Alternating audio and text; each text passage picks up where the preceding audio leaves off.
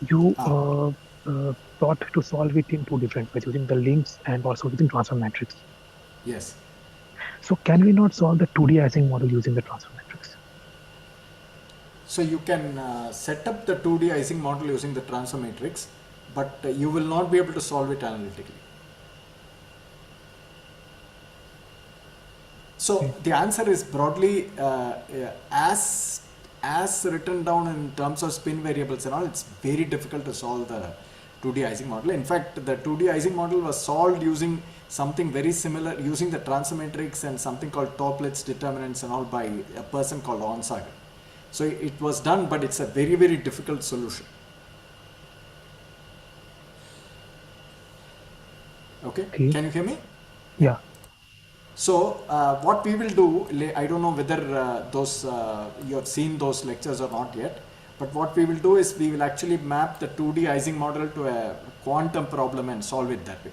The transfer matrix method of solving the 2D Ising model is actually very complicated. I mean, at least not very simple. Let me put it that way. Okay. So you can just do some literature search. So there Yeah. is actually a solution by a person by name Onsager, the very famous Onsager solution that actually uses starts with the transfer matrix and does a bunch of fancy transformations, and there's a lot of math involved in that. Okay. So uh, are there also other types of solution to it For the 1D or 2D. for 2D? So for 2D, we will do a solution in this course. So what we will do is we will start looking at quantum problems and realize that quantum StatMech problems are related to classical StatMech problems in one higher dimension. So what we will do is we will use the trick to map the the classical two-dimensional Ising model to a one-dimensional quantum problem, and we will that quantum problem will be in terms of spins, etc., in terms of qubits or the quantum spins, and then we will map that problem to a fermion problem. So all this will be done in the course. So if you have not seen those lectures, we can discuss this after you have seen those lectures. So that is the other approach, right? So of course, mathematically, if you think about it a little bit longer, you can see that that is related to the transfer matrix, but we will not use the technique of transfer matrix eigenvalues and all that. We will actually map the problem to an entirely different problem which we can solve exactly. Okay. Yeah. So another question for Mm. the low temperature expansion. Mm. So we it is something that we built upon the ground state, right? Correct. Exactly right. Yeah. Yes. So there is the partition function has the form one plus some links. I mean different types. So Can you point to me exactly which lecture and slide you are okay, looking at? okay, just a minute.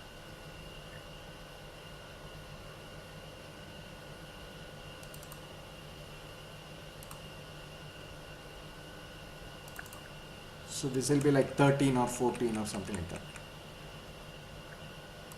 Yeah. So lecture 15.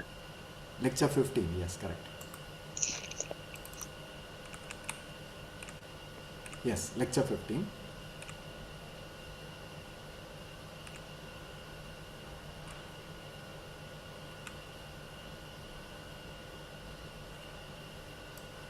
Yes, So page number 11. page number 11. Okay. Yes, I am on page number 11. Yes. Yeah. Yeah. So okay. So the each one of has this very small parameter. I mean dimensionless constants. Okay. So each one of them is very small, but when we collect them and we Ah, call them x. So I mean I have question over the convergence of this series. I mean the ln1 plus x expansion. ah. Yeah, go on. Yeah. So I mean so the log 1 plus x expansion. So how could we be sure that the term that you are calling x is Ah. between -1 and +1 for it to Oh, converge. that's very easy, right? That's just you just you look at the table. Can you look at the table? Uh, The yes, table yeah, on page 10. yeah, yes, So you see the energy associated with this is 8j plus 2h.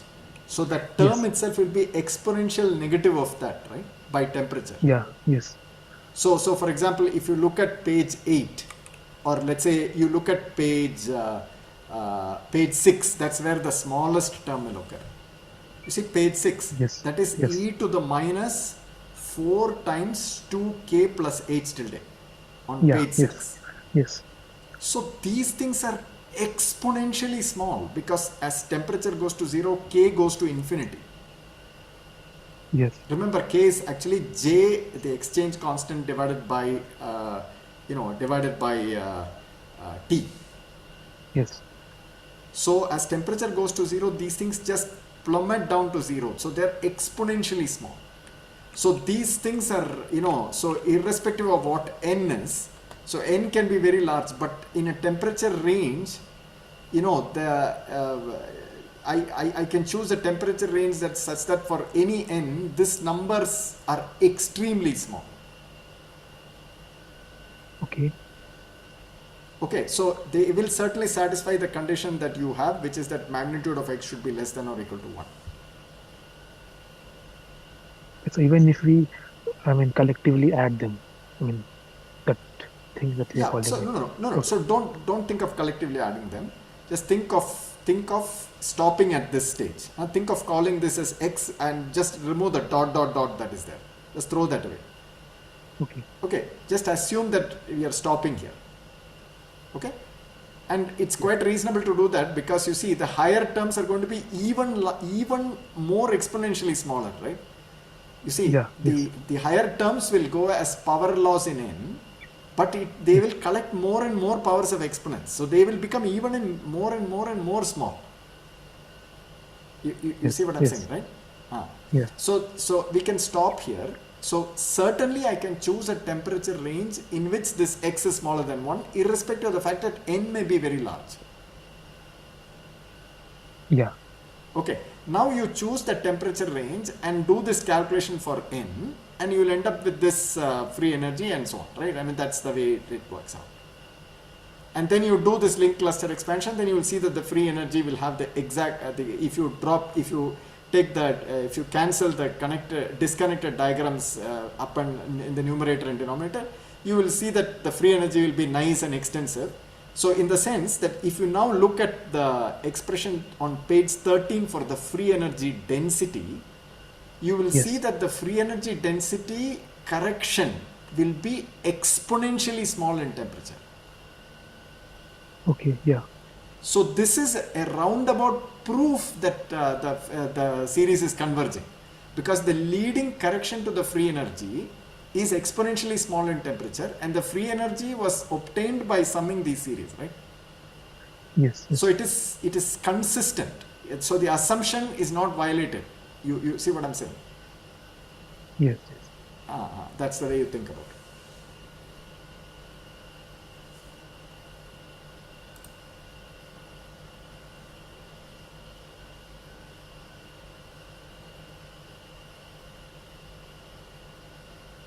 Okay, so another question. Yes. So in the Monte Carlo method that you taught, Ah. so I got to know that for frustrated spin systems, the weight of that, uh, I mean, Monte Carlo weight becomes negative, and the method fails. So why, I mean, how does this happen? Okay. So that's a little tricky question. Uh, so uh, So in you have to tell me the context in which you saw that in which Hello. context? Can you tell me in which model they said wherever you read about this, which model you will get Yes. negative weight? So yes. So I found I was reading about this, and uh, people were talking about the sign problem, and they were saying that So for fermionic systems, and also for spin systems where we have frustration. For example, the triangular lattice for antiferromagnets, there the weight becomes negative. For that's a long way from what we are doing, right? So Okay. so you mentioned about something called sign problem. Okay, so let me explain to you what the issue is. Yeah. So there are many quantum mechanical problems, right? And Yes. you will see when we discuss the next chapter is quantum problems. So we can discuss this a little bit more after you have been exposed to the quantum problems. Okay. So week five. So in Yeah. chapter 7 we will discuss we will Okay. discuss quantum models. Huh? But I'll give you a brief idea of what is going on. So what you will be able to do is what we will show in the quantum chapter, the next chapter, that is that if you take a d-dimensional quantum system, you can map it to a d plus 1 dimensional classical stat mech problem. Okay, Yeah. this will be shown in the course. So if you have not seen this before, don't worry. Just take it for granted for now. Okay. Now, what will end up happening is, if you have some quantum spin problems, etc., with frustration, when you map that, you will be able to map that to a classical problem in one higher dimension. So if it's a two-dimensional problem, that will become a problem in 3 dimensions. Okay.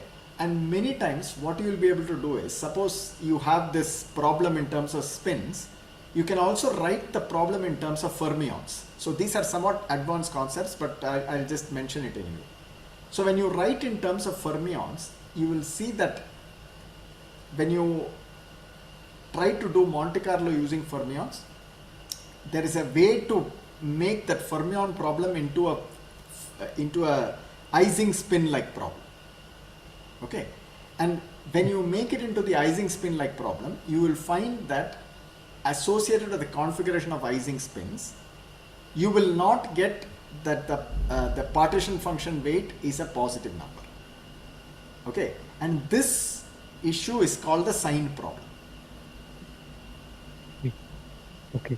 Okay, so it will take a little bit more experience for you to sort of understand how to deal with the sign problem and all that. But for now, if you are planning to write a Monte Carlo code, or if you are already playing with Monte Carlo, I would suggest that you work with the ferromagnetic Ising model, which has no frustration of any kind, and do the calculations. Okay. So for example, so I'll show you, I'll give you examples which have no sign problem, but which will be still very troublesome to do with Monte Carlo. So take the triangular lattice anti-ferromagnetic Ising model, which I discussed briefly in one of the lectures, right? And I showed you that it is frustrated. So if Yeah. you try to do the naive kind of Monte Carlo that we have discussed in the course for that problem, you will run into trouble, because you will not be able to sample all the different configurations, etc., by single spin flips and all that. So it will get stuck and stuff. So the Monte Carlo that we have worked out will not work very efficiently there. Although there is no sign problem per se. Every state, every system will have like, I hope you remember what I showed. Maybe I can just pull out. I'll show you why Monte Carlo will become. I'll show you what problem you will get. Okay, just give me a minute. I'll try to. I think it was in Broke models or something. Do you remember which lecture had the anti-ferromagnetic Ising model? So I think. Yeah. It is lecture 6. It is lecture 6. Right? I'll just share my screen, then you can see what I'm showing also. 1 second. Let me just find this meeting.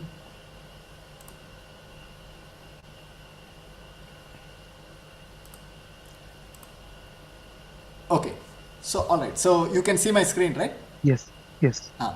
So, you see what I showed here, right? So, I showed that there are many different ground states which will satisfy the energy constraint that, Yeah. in any triangle, there is only Yes. one, there is this, so basically it should be up, down, and there should be only one frustrated link.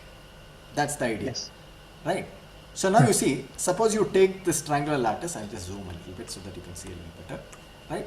Suppose you take this triangular lattice and you Yes. arrange the spins to be, down, up, down, up, down, up, down, up, and then you Yeah. see you have a choice for the central spin. It can be up or down, Yes. and it will cost the same energy, right? And there is no problem with the thermodynamic weight and all. Everything is positive. There is no problem. But now you see what happens if you try to do Monte Carlo with this. If you try to do Monte Carlo with this, if you flip this, it will accept because it has no energy change, right? Okay. So you will end up simply, so there will be a lot of spin flips that you will do which have no meaning at all, because you are simply just staying in that down in that degen, the different ground state. You see what I'm saying, right? Yes. You see what I'm saying? Because if I flip this spin, it will cost me no energy. Yeah. So it'll keep just flipping that spin, but you're not sampling any different configurations. It's physically different configurations you're not sampling. So then you have to come and flip this spin and so on. Again, the point is that all spin flips are not nice and meaningful. So basically what will happen is, this idea, so all the assumptions of Monte Carlo that, you can go from one configuration to the other configuration by spin flips, etc. Those in principle will be valid, but in practice, for them to sample all the possible configurations and the different thermodynamic possibilities, etc., becomes exponentially long. You see what I'm saying, right? So you see, so if you take just this problem, you will see that this, for every hexagon, can have two possibilities with the same energy, right? Yeah. So now imagine that I use the idea of a priori probability. That means every configuration like this have equal weight. Correct? Yes. Now I have to visit all these configurations to sample, to give them equal weight, right? Yes. That means that I have to do 2 power, number of unit cell flips. I have to do that many steps to visit at least all of these configurations. Okay.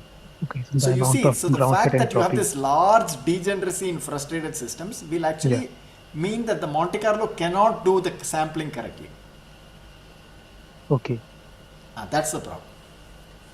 That's the problem in the classical setting. The context in which you read about this frustrated spin system and this sign problem and all is somewhat, it's a related problem, but it is in a slightly different context where they will either convert this problem to a fermion problem or a boson problem and so on. So that is a little bit more advanced point which you can read about maybe later after you have studied Okay. the quantum.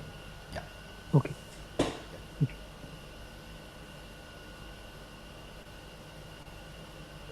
So my next question is on Yeah. the duality. On the duality. Yes. Yeah. Let me So pull up that slide 1 second.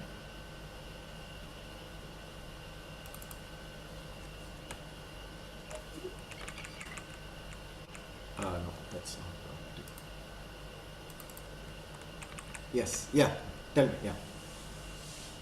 so firstly, the dual lattice, is it the same way we construct it here as we do in solid state? The Wigner-Seitz construction. Right. Okay. Okay. All right. So you have to be very, very careful with that. I have to answer that question very carefully. So in the solid state physics, the dual lattice is in actually momentum space, Yes. right? Yes. I hope you remember this, that the dual lattice Yes. is in the momentum space. Yes. But here the dual lattice is in the real space itself. Yes. So formally the dual lattices will be, so for example, what you call as dual lattice in solid state physics will turn out to be the momentum space dual lattice.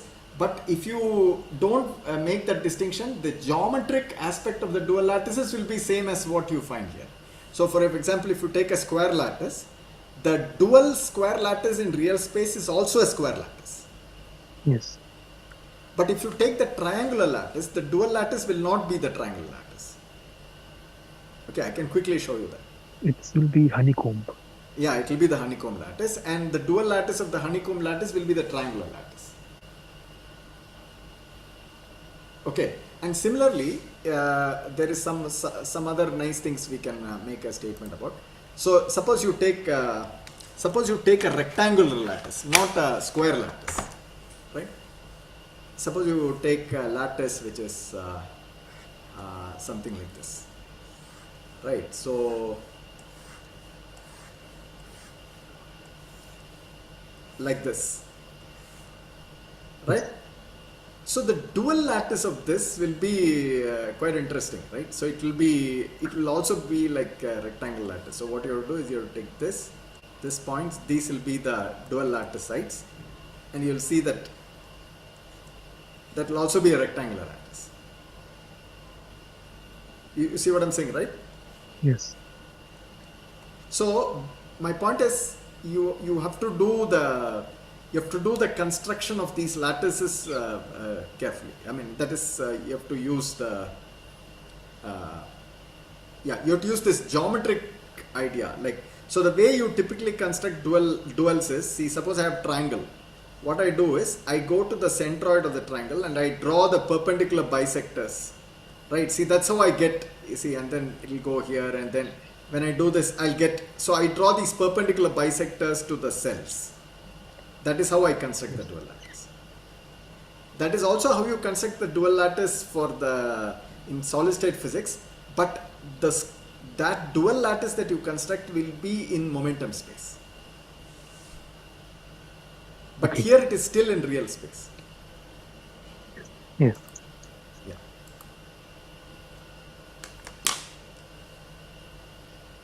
But the construction is valid, right? I mean, the Yes, yes. The construction is method. geometrically valid. Yeah. Okay. So another question. So at the beginning, you take the say that the tan hyperbolic identity. I mean, the thing that you assume, the relation Sorry, I did between the not. coupling constants of the dual and the I don't assume that. I mean, that just shows up, right? I mean, that just. I mean, that's not an assumed thing, right? I mean, it actually falls out. So what you do is you say that, you know, you dualize this and you show that this constraint is there, and now you see that this is exactly this Hamiltonian can be mapped back to the Ising model if yeah. you make this statement. Okay. If you choose tan h Okay. k star equal to this, then o- the dual Hamiltonian will turn out to be that of an Ising model with a coupling k star. That's the Okay. statement, Okay. right? And that's what is shown here. So if you choose this, this will look exactly like the Hamiltonian of an Ising model, defined on the dual lattice with a coupling constant k star. Okay. Right. So that's what. So it kind of this is forced on us in some sense. Okay. Right. I mean, it's a natural identification. This tan h k star is e to the minus 2k.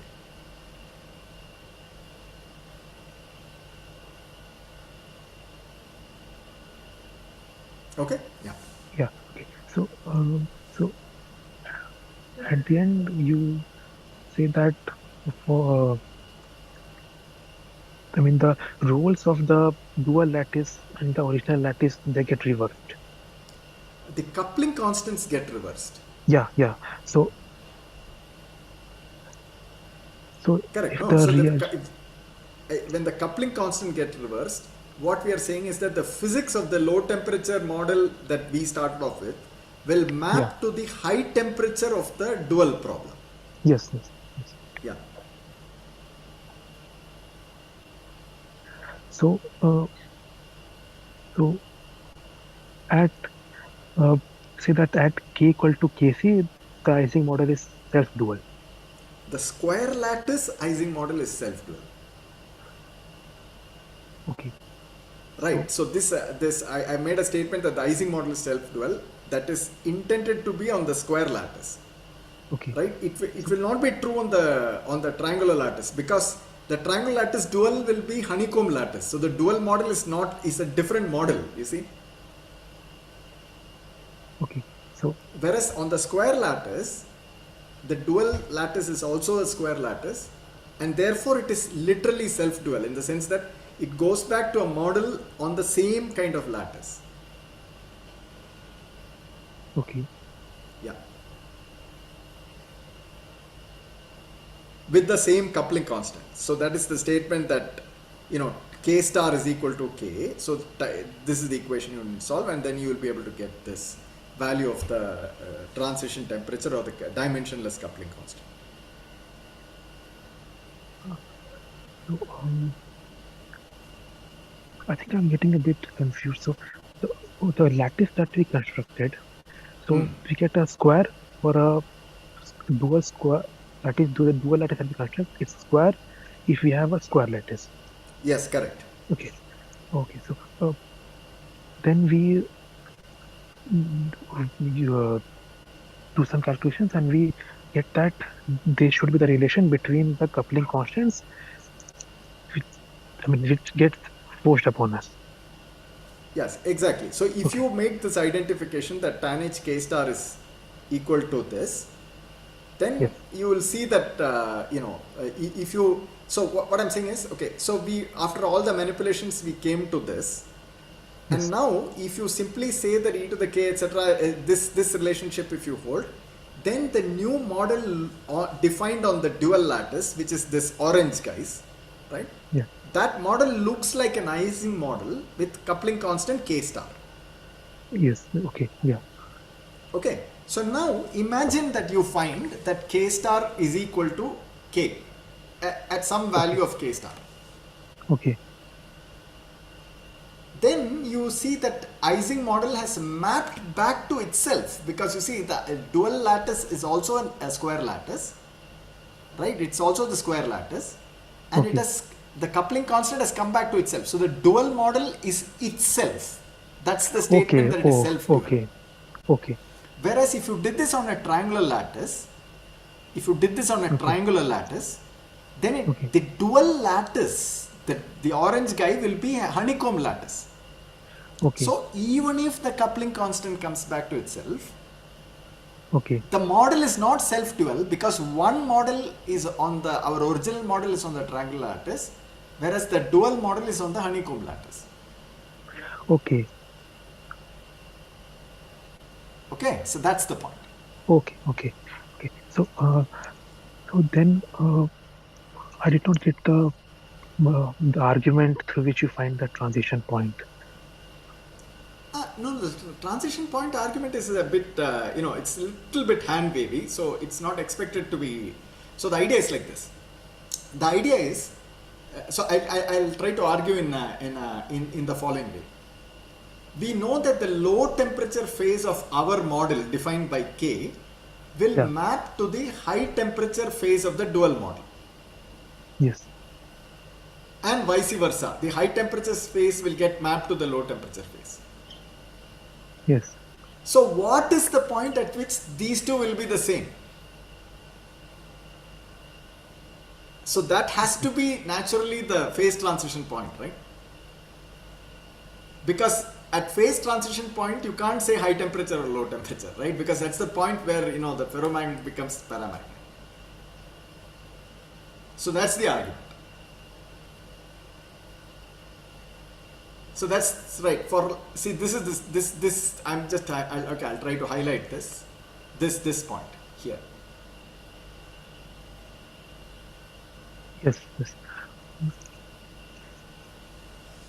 But the high and low temperature will initially vary in comparison to the coupling strength, right? That's correct. I agree. Yes. See, so you see the let's understand what enters the physics. What enters the physics is not the coupling constant or temperature.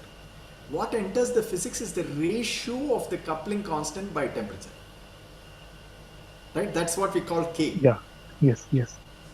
So what that means is, if you just take the scale of coupling constant to be the same for both model and dual model, then Yes. K is simply a measure of temperature. K is simply a measure of inverse temperature. Yes. Correct. So because it's entering only through ratio, we have the freedom to choose the energy scale J. So we'll choose them to be same for both models. Correct. And then Yes. the statement is, then K is simply inverse temperature.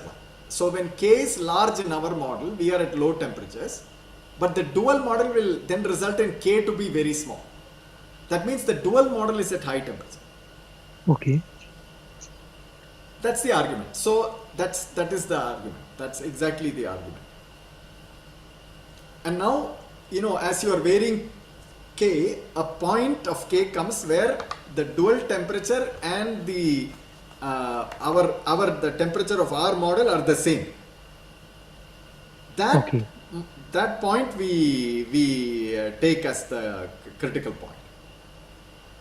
Oh, okay. Okay. Got it? Yeah. Yeah.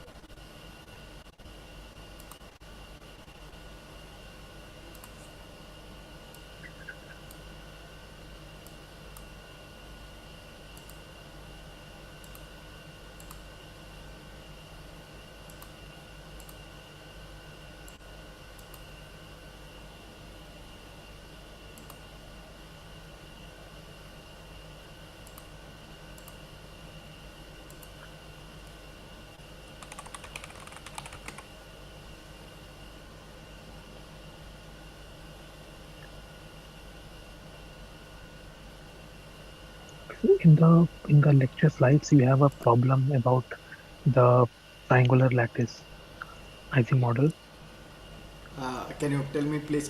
What is a dual? Yeah, yeah. What is a dual to the ferromagnetic model and triangle lattice? Right. That's what you're asking, right? Okay. So how, I mean, so lattice construction, I mean, so what is the way to approach it? By constructing Ah, the lattice and doing the ah. arguments. Right, right. So you do exactly the same kind of trick, right? Okay. So I'll just try to Okay. outline this for you. You can work it out. So what Okay. you do is, okay, I have to share my screen again. Sorry. So you try this. See what you do is, see, let's try to see how we approach the duality in the square lattice. Just quickly revise that, okay? Then you will be able to see. So I'll draw a picture of the square lattice first, and then I'll go to the triangle lattice. So what did we do when we worked on the square lattice? See, we cast the problem in terms of links, right? So we looked at this link and said Yeah. that will look like cosh hk plus mu, if I call this as link, mu L times sinh k, Yeah. right? Yes. And then what we did was we wrote this in terms of some f functions, etc. And then we pushed the sum over spins onto the sum over these sites. And then Yes. we got a constraint that if I call this as FL to the power BL, something like this, we got a constraint that BL, sum of BL must be divisible by 4 or something like this, right? Yes. Yes. Divisible by 2, I think that's what we got, right? So this is what Yeah. we end up getting. Yeah. So what you have to do is start with the triangular lattice, right? So you start with the triangular lattice, do exactly the same thing. Go through the link, define mu L's, etc., link variables, write everything in terms of the link variables, define these FL kind of variables, and then when you do sum over the sites, right? When you do sum over the site variable, you will get a constraint on the BL objects. You will see that sum over all the BLs on this will turn out to be equal to some modulo 2 number. The bit variables should add to even numbers. That's what you will end up finding. Okay. Now the question is, how do you resolve that constraint? So you will be able to show that you can resolve that constraint by introducing a dual lattice, which I will draw in like this orange color. Right. So I'll introduce this dual lattice. Right, like this. Okay, there should be one more. So you'll be able to introduce this dual lattice, and what you'll be able to say is that this BL variable or some 1 minus BL variable is the product of spins sitting on these things. You see Okay. what I'm saying? And that will resolve this constraint. That will immediately show you that BL has to be, the sum of all BLs will turn out to be automatically divisible by 2. Okay. Once you do that, you will then be able to write it in terms of these variables on these links. And again, you can make a very similar identification, like, we made this identification that tan h k star is equal to e to the minus 2k. A very similar identification can be made with between the k of this lattice and the k of the original lattice. So that should be in yellow, sorry. This k and this k star. So you'll be able to make an identification quite similar to what we did for this. The factors, etc., will be different, look a little bit more complicated, but that's the way to proceed. I hope you got the idea. Okay. Okay. Yes. Thank you.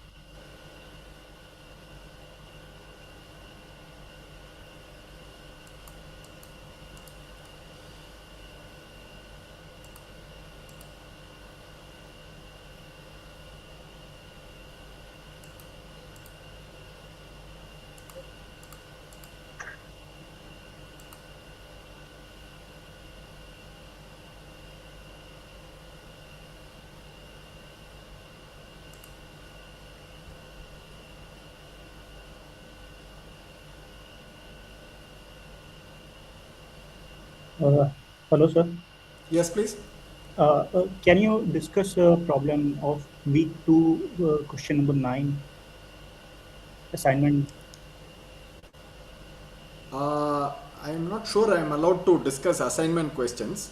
No, it's the previous week which we have already submitted Okay, on okay, that. okay, okay. Okay. Can you tell me what the question is? I don't remember off the top of my head. Sir, it's week two, question number 9, that honeycomb lattice one. Okay, let me, I don't remember the question number 9, week 2. Let me just pull up my file and see. Okay. So should I? Let me just check. 1 second. Sure.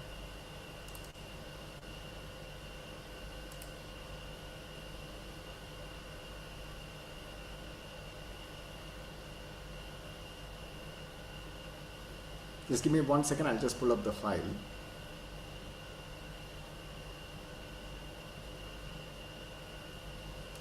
You said week 2, question number 9, right? Yes, sir.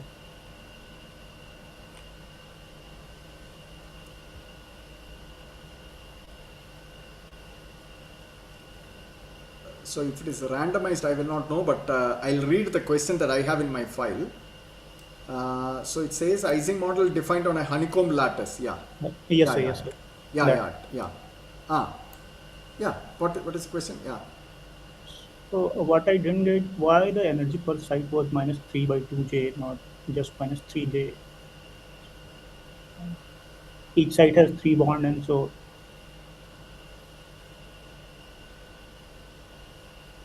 Oh, 1 second. 1 second. Uh, okay, 1 second. I'll just work this out. Uh,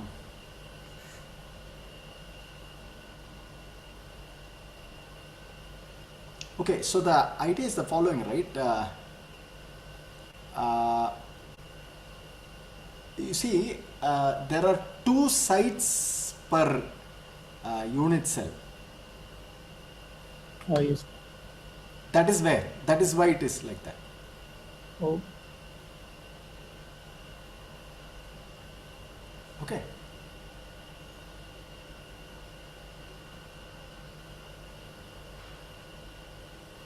yeah. I mean, two sides are sharing a bond, so That's right.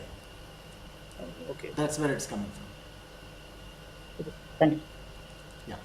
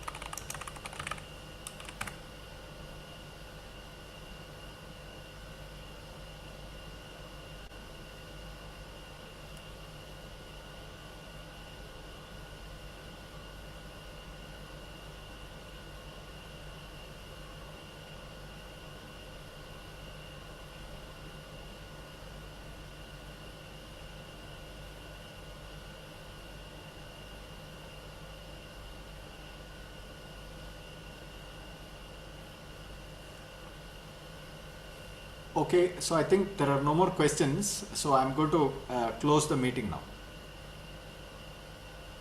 Yeah, thank you. Okay, thank you.